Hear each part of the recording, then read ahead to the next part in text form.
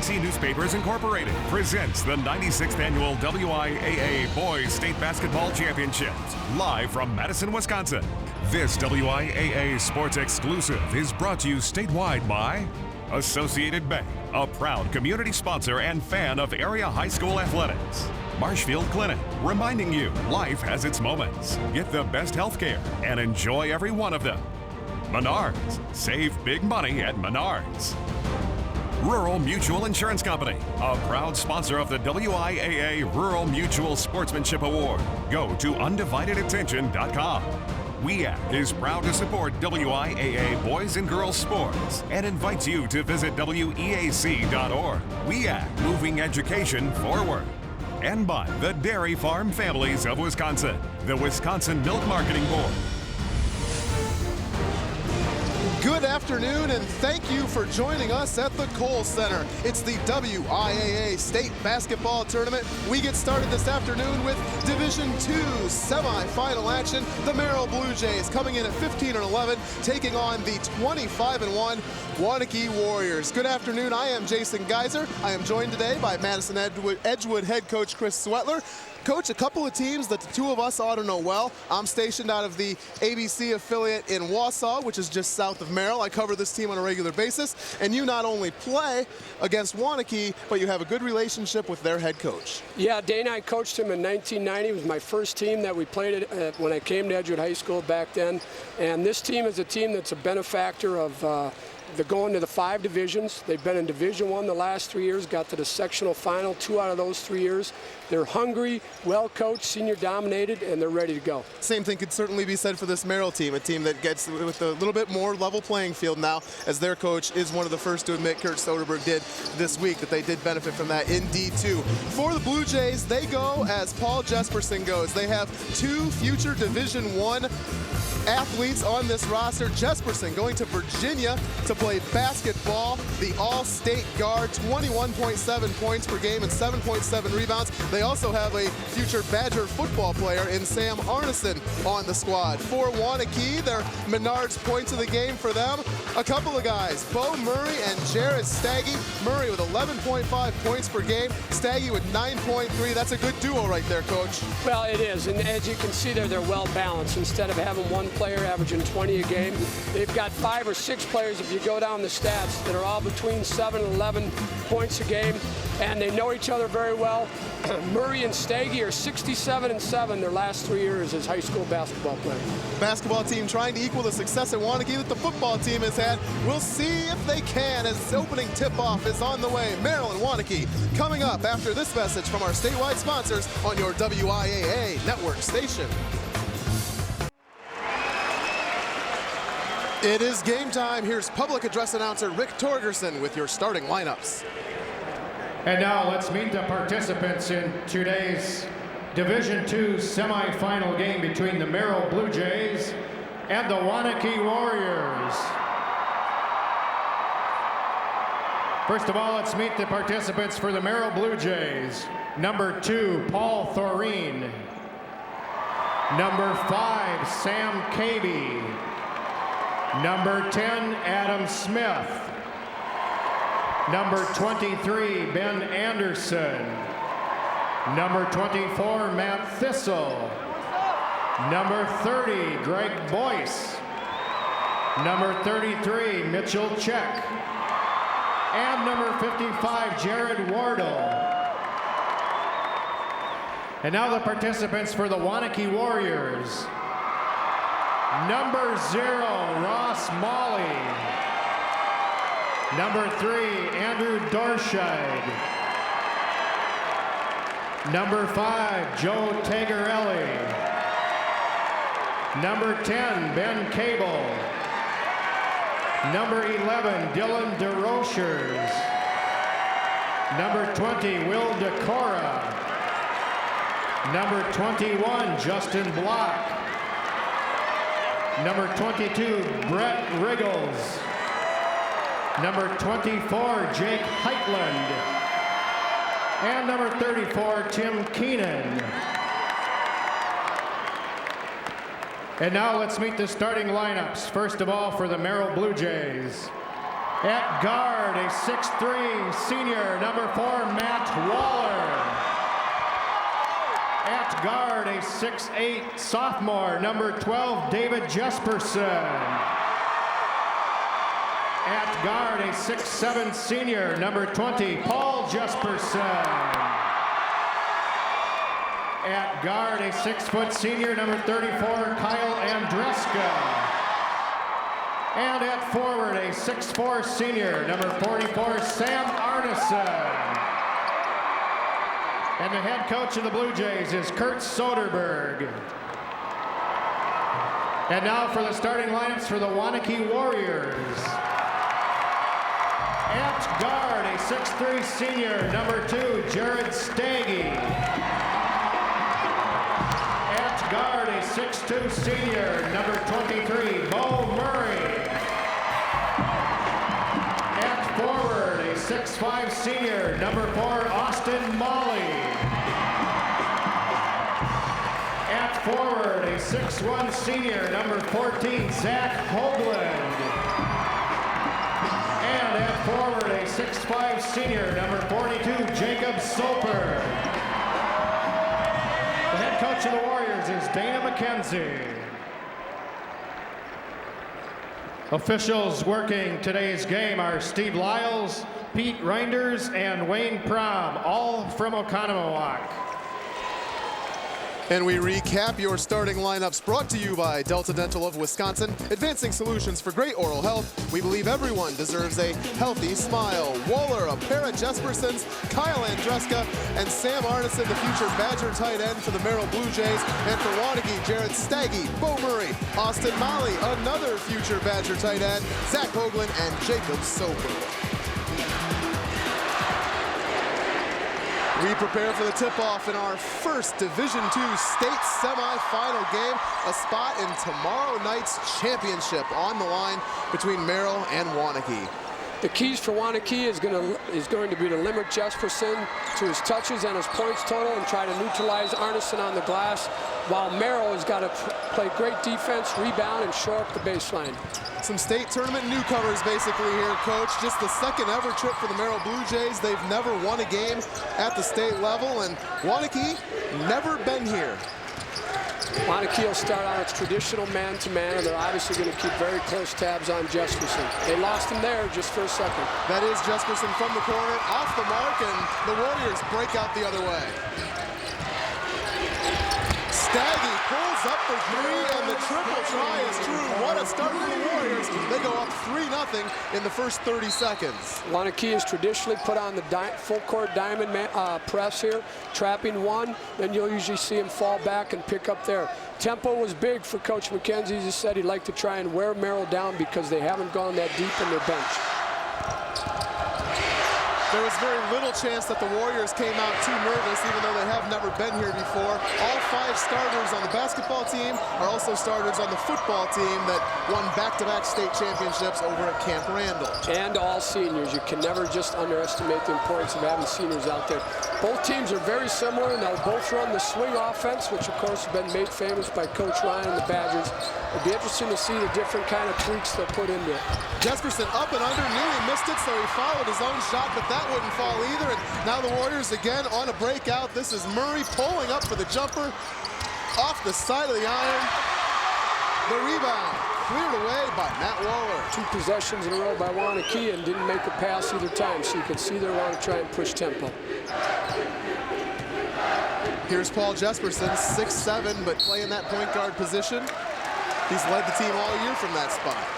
Well, that could end up being an advantage for Merrill if Jesperson gets it going, because that'll take Molly out away from the basket, who's a fierce rebounder. I had the pleasure of calling a Division IV game last night that used a couple of taller, longer guys out top like that. It worked well for both teams. They were able to get their hands on some balls in the passing lanes and such from that angle, and obviously see over everybody on offense. Yeah, you said the key there. The big thing is there, you got a guy out there that far, they can definitely see the floor better than anybody else. The 2011 WIAA tournament is brought to you by Associated Bank, a proud community sponsor and fan of area high school athletics. Waunakee hit the triple on their first possession, but that's the only score of the game thus far. They've got a 3-0 lead, and it'll stay that way until the rebound and the putback by Jacob Soper make it 5-0 Warriors. He's kind of one of the unsung hero for this group here. Doesn't get a lot of credit or a lot of attention, but he makes some big baskets, and he does it just like that, picking up garbage off the glass and putting it back in. That ball deflected out of bounds and will stay with the Blue Jays.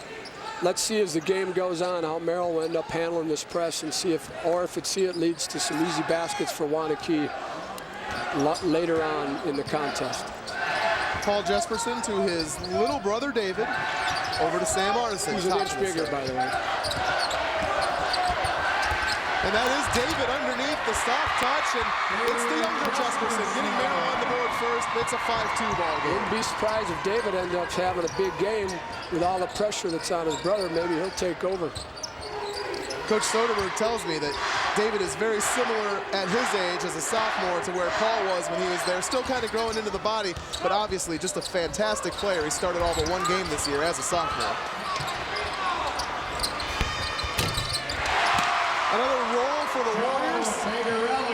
Joe Tagarelli gets on the score sheet. It's 7-2 Waunakee. If there was a best six-man around in the area and they gave an award for that, I think we'd be hard-pressed to find somebody that would beat out Joe Tagarelli for that. He's just been playing awesome for the Warriors as of late. He had a great sectional tournament, did Tagarelli. Corner three off the mark for the Blue Jays. Kyle Andruska put up, and once again, no, but Merrill controls the rebound, and now they'll reset. Rebound's a big key for the Blue Jays. Jesperson has that range and more. The three ball gets Merrill within two at 7-5. Waunakee, though, breaks right back the other way, and the jumper falls for Bo Murray. Once again, Merrill got beat down the floor and gave up an easy shot for Waunakee. Looked like Murray hung an extra second there to avoid having that thing blocked and was still able to convert. He's a tremendous athlete. Coach Soderberg wanted to call a quick timeout after Jesperson's last basket. I don't know if there's something wrong with one of the players out here or not, but now they're playing on, so maybe that's been resolved. He had said earlier this week that he was going to have one in his pocket ready to use in case his team came out a little bit nervous. I don't think they've looked all that jittery. The shots are off the mark, but they look like they're composed. Andruska did not look comfortable on that release on that shot there. Merrill will take away, and this now guy's looking a little tired. Gets a chance. Timeout taken by Merrill. That's a 30-second timeout. Speculation as to what this is about, Coach? Well, I think he just felt like maybe his kids were just a little tired, and he wanted to talk about defensive switch getting back down the floor because they've given up three pretty quick and easy baskets to Waunakee, and he may just want to make an adjustment there or remind them about you got to get back down the floor because Waunakee, again, remember, and it's no secret to anybody, wants to push tempo and try and wear the Blue Jays down, and Coach Soderberg wants to try and prevent that from happening. The 2011 WIAA tournament is brought to you by the Wisconsin Education Association Council. WEAC is proud to support WIAA boys and girls sports and invites you to visit WEAC.org. WEAC, moving education forward.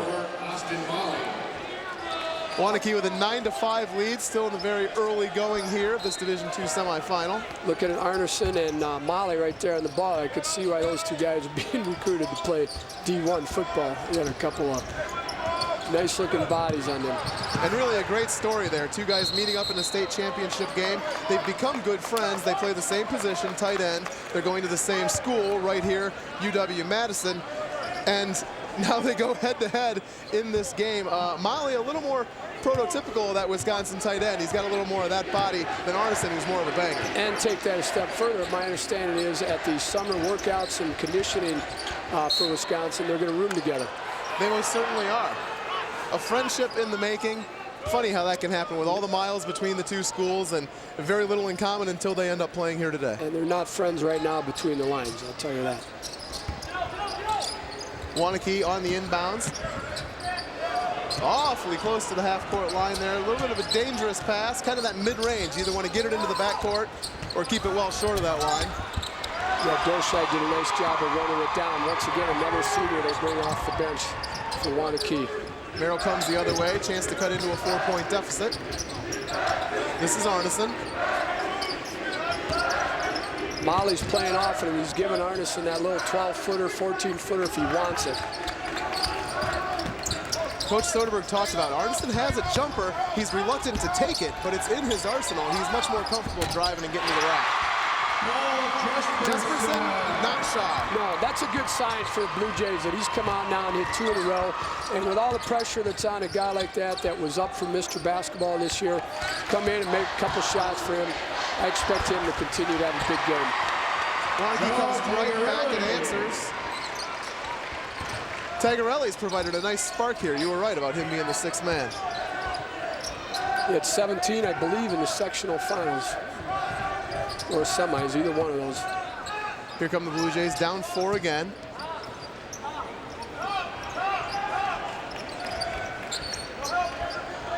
Being very patient on this end of the court, which is a good idea, making sure Jesperson gets a touch every time down the floor. There's Arneson deep. That's where he loves to be. He passes out of it. Speaking of deep, Waller was way under the basket on this one, not able to convert, but the foul on the play. He'll go to the line. Falls on number 5, Joe. Well, when you got a guy, like you said before, that can share the ball out there on top at 6'7", he gets to see a lot of things other people aren't going to get to see. Waller stepping the line. He's a 53% free throw shooter, but that didn't look like it that time. He's been a key part of this team as they've made their playoff run here. 24 points in the sectional semifinals where Merrill beat their old rivals from Anago. It's nice when you got guys that aren't expected that can step up and score a lot of points for you in a game. You know, that's kind of the Badgers' success last night, as they had 9 different guys score and, you know, 6 different guys hit threes. So that's always helps a team in their quest to win that game. Waunakee now looking to add to a 3-point lead. Both teams seem to have settled in at this point.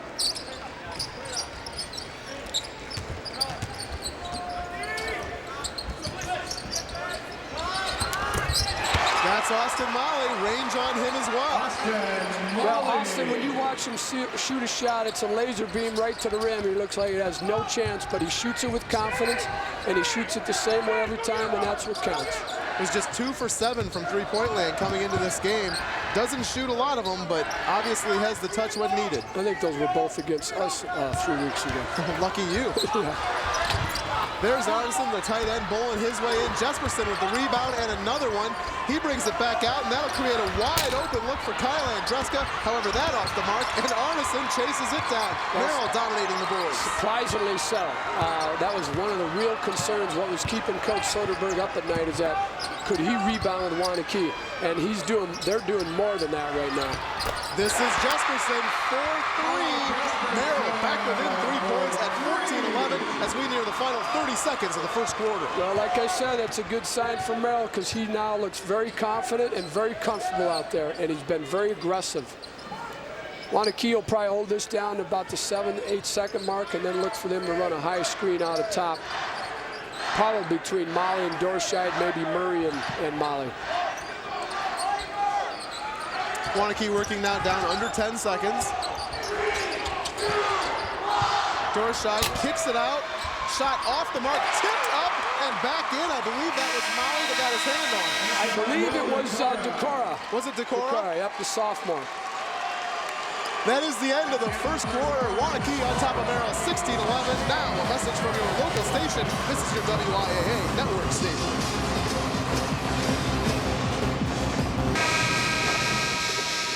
Welcome back to the first Division II state semifinal of our afternoon coverage from here at the Kohl Center.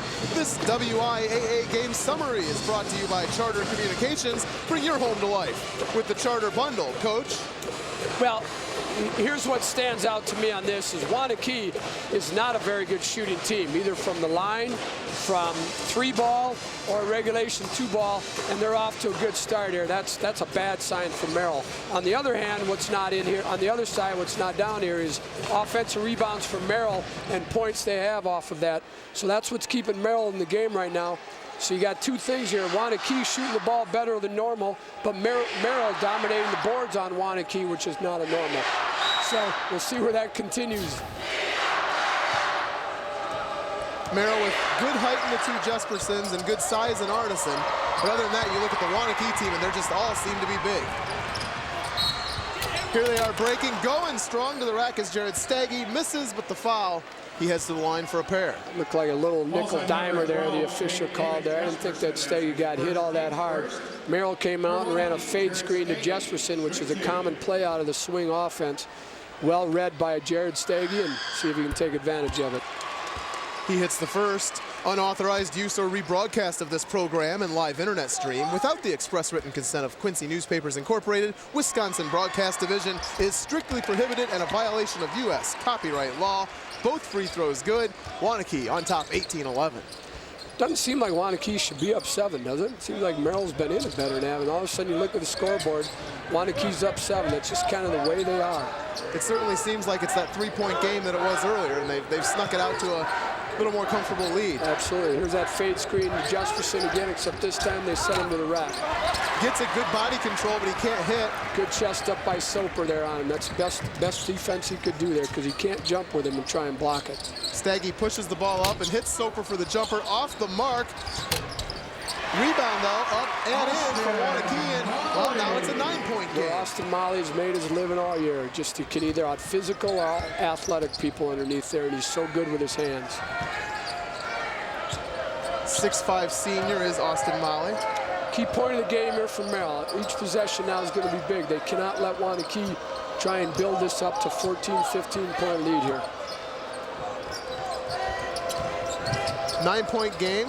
Ball in Waller's hands, and now over to David Jesperson, who gives to Arneson down low, and there's that answer. Now that's a big hook for the Blue Jays there, and who else to do it for him but a senior that's going on to play college football.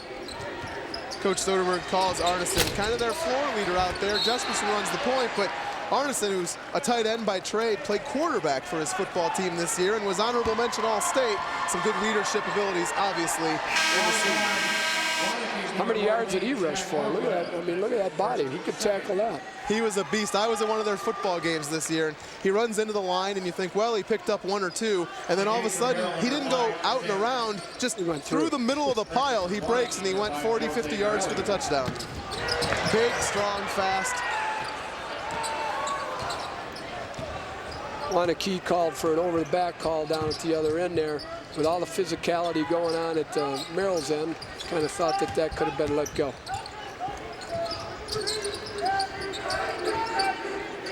Arneson hands back to Jesperson. Coming up on the 6-minute mark. Time to go in the second. I imagine Jesperson's going to go 32 minutes, so we'll just have to see how he paces himself so he can stay as fresh as possible for as long as possible. Getting used to this longer court here at the Kohl Center. Makes a big difference, too. That 10 feet is a huge difference. It may not seem like it, but it is. Jesperson's headed to the ACC. He'll need to be used to that here in just a few months. Coach Bennett is in the house, I understand. I know he was here in the morning session watching his recruit and probably trying to work on a recruit from Aquinas.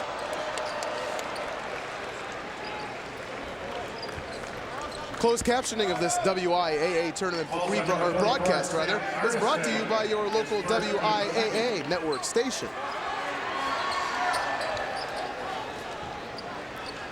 Yeah, the young sophomore for Aquinas is going to have plenty of suitors coming up over his next couple of years, that's for sure. Arneson had to be removed from the game because of a bandage he's got on covering an injury that's bleeding, so he's got to go back out and get it taped up so he can come back in. Saw him with a badge on his elbow there. He's got it all wrapped up and is headed back to the scorer's table. Waunakee, though, trying to add to a 7-point lead. Foul called on the Blue Jays. That's Murray's strength, too. He loves to go to that right baseline like that, and if Merrill doesn't rotate over, they get to the glass very well, and that time that he drew the foul on Wohler. Coach McKenzie said he's just so impressed with Murray's mid-range game. The kid doesn't shoot a lot from deep. He's only shot 7 threes this year, but he's a monster inside 19-9. Well, and he's clutch. He's mentally tough, which clutch and mentally tough goes hand in hand. And it's back to a 9-point Waunakee lead. Another big basket by Soper. Merrill now with a bit of a break when things got a little bit sloppy. To the rim. 2 points for Matt Fisk. Jacob Soper went for the steal. He had it. He had both hands there, but he couldn't come up with the ball. It's like all of a sudden he lost sight of it. Here's another look at that.